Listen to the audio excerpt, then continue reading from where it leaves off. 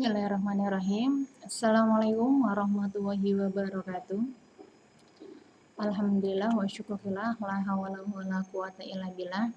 Kita bisa berkumpul pada acara pembelajaran daring kali ini. Oke, sebelumnya kita perkenalan dulu ya untuk kelas 10 ya, karena kan belum pernah melihat saya kan ya. Oke, perkenalan dulu. Nama saya Afina Afriani, biasa dipanggil dengan Bu Vina. Alamatnya di Proto Timur, Gang MS Al-Hikmah ya. Pada tahun ini Bu Vina mengajar akidah akhlak untuk kelas 10-nya, mengajar sosiologi untuk kelas 11 IIS, mengajar tahfidzul Quran untuk kelas 12 dan mengampu program unggulan di madrasah kita yaitu program tahfidzul Quran ya. Di mana program tahfidzul Quran itu yaitu anak-anak yang non pondok yang mereka ingin menghafalkan Al-Quran tapi belum berminat untuk mondok bisa menghafalkannya di madrasah ya. Nanti bisa ketemu dengan saya dan ustadz-ustadzah yang lain. Oke, itu sekedar intermezzo aja dari saya ya. Oke, masuk ke akidah akhlak. Apa itu akidah akhlak? Akidah itu yaitu keyakinan dan akhlak itu toto kromo atau tata cara ya. Ya. Oh, kenapa sih penting kita mempelajari tentang akidah akhlak? Kenapa? Karena sepintar apapun, setinggi apapun, kalau orang itu tidak mempunyai akhlak, maka orang itu kurang dalam sosialisasi lah ya intinya seperti itu. Oke, kita masuk ke materi ya.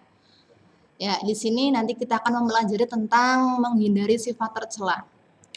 Bu, kenapa sih dari dulu mempelajarinya tentang sifat tercela, sifat terpuji seperti itu terus? Karena kita itu seperti contohnya ya, ketika kita memakan sambal ya, kita makan sambal udah tahu itu pedes. Ketika kita makan sambal, kita merasa perut kita sakit. Nah, tapi suatu saat kita makan lagi, ya kan? Ketika merasa sakit, kamu berhenti tidak melakukan makan sambal. Tapi lama-kelamaan ketika suatu saat kamu melakukan lagi, ya kan? Di situ sakit lagi. Nah, sama juga seperti kita belajar tentang akidah akhlak. Belajar tentang sifat tercela, sifat terpuji, seperti itu terus. Karena tujuannya apa? Tujuannya untuk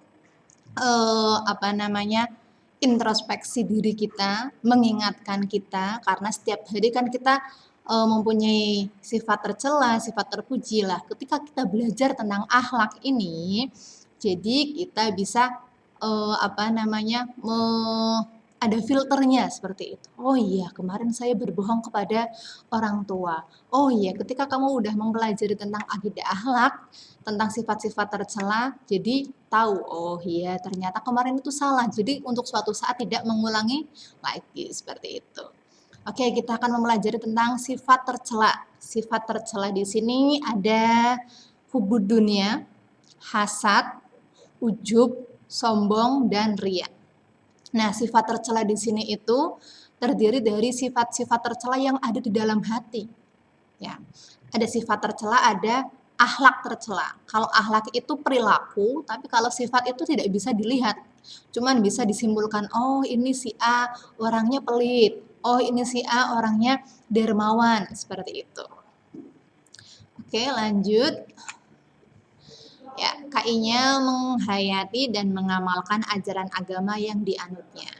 Kemudian KD-nya meyakini hubud dunia, hasad, ujub, sombong, riya, dan sifat-sifat turunannya adalah larangan agama Islam. Tuh ya.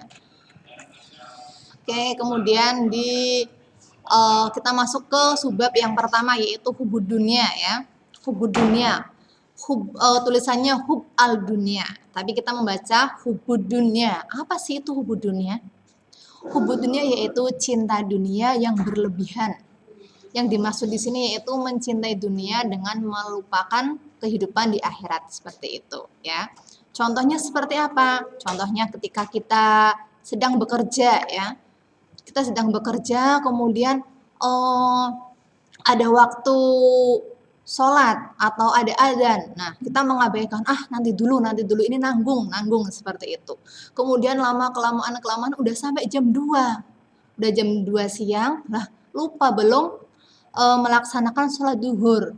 Karena dia kepincut ke dunianya, ke kerjaannya seperti itu. Jadi melupakan akhirat dan mengedepankan dunia, itu yang disebut dengan hubud dunia. Ya. Oke, penyebab hubud dunia. Penyebabnya apa aja? Yang pertama, menganggap dunia sebagai tujuan utama, bukan sebagai sarana mencapai kehidupan akhirat ya. Kita kan hidup itu di dunia dan di akhirat ya. Memang kalau seandainya hidup di mencari untuk kehidupan akhirat saja tanpa mengimbangi di dunia, nggak sesuai ya. Tapi kita jangan terlalu condong kepada dunia. Ingat bahwa kita hidup di dunia ini juga untuk bekal nanti di akhirat, seperti itu ya. Kemudian 2, suka mengumpulkan harta dan menghalalkan berbagai macam cara. Contohnya ketika karena kamu menggebu-gebu pengen sesuatu, kamu menghalalkan segala cara. Contohnya entah itu mencuri, entah itu ngambil tanpa sepengetahuan dan yang lain ya, dengan tujuan di dunianya kamu. Kemudian yang ketiga, kikir terhadap harta. Ya, dimaksud di sini karena kamu sudah mempunyai harta, kamu sudah mempunyai uang yang banyak, terus seakan-akan untuk memberikan sedikit harta kamu kepada pengemis lah ya, nggak usah banyak-banyak, 1.000 aja, kamu punya uang 10.000, wah ono pengemis, terus mau ngasih uang aja merasa berat, karena apa? Ini merasa itu uangnya uang kamu sendiri ya. Kalau orang yang mempunyai sifat hubud dunia atau orang yang mempunyai sifat cinta dunia, dia tidak akan memberikan uangnya sedikit pun untuk entah itu pengamen, entah itu pengemis ataupun untuk yang lain. Ya, kemudian serakah dan rakus ya, itu penyebab utama hubud dunia. Semuanya merasa ingin dimiliki, seperti itu. Terus tidak mau mensyukuri nikmat Allah. Dia merasa kurang terus. Ketika udah mempunyai kenikmatan, yang namanya kenikmatan itu tidak hanya uang ya. Kesehatan juga, itu juga termasuk kenikmatan. Masih merasa kurang terus, udah dikasih masih aja kurang-kurang. Itu adalah penyebab hubud dunia atau cinta dengan dunia. Lanjut ke cara menghindari. Bagaimana sih cara menghindarinya? Bagaimana supaya kita tidak terjerumus atau kita tidak mempunyai sifat hubud dunia atau mencintai dunia, walaupun kita hidup di alam dunia dulu ya. Yang pertama yaitu mengingat bahwa kehidupan dunia itu hanya sementara.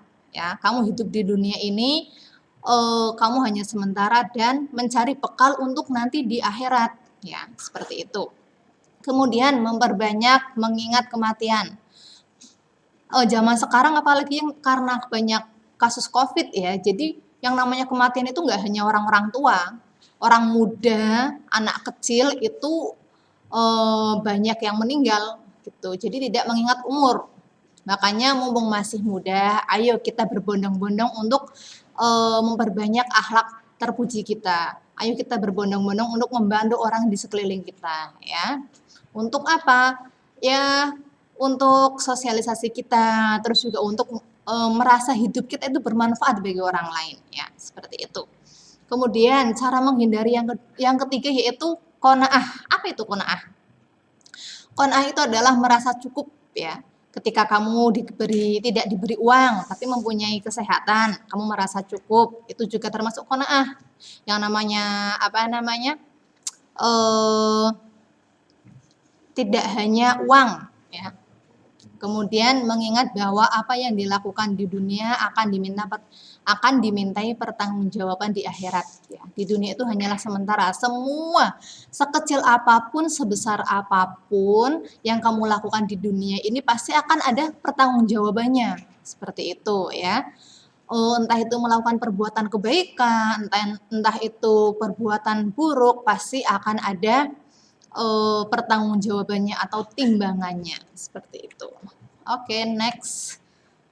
Nanti kita akan belajar lagi ke hasad ya. Nanti kita lanjutkan ke pertemuan yang selanjutnya. Oke, sekian pembelajaran dari Bu Vina kali ini. Semoga tetap sehat, jangan keluar-keluar kalau tidak ada kepentingan yang sangatlah penting ya. Tetap menjaga protokol kesehatan. Dari Bu Vina kurang lebihnya mohon maaf. Assalamualaikum warahmatullahi wabarakatuh.